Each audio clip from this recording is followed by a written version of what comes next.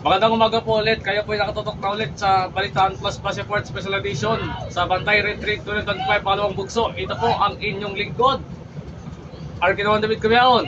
At sa ngayon po mga kabalitaan, tayo po ngayon na nasa NX pa rin po ngayon on North Luzon Expressway, kung saan po nagpapahinga pa rin po ang ating lapiang Matisyan at Pathfinder. At ang retreat pa rin po ay nasa Zambales pa rin po sa mga oras na ito.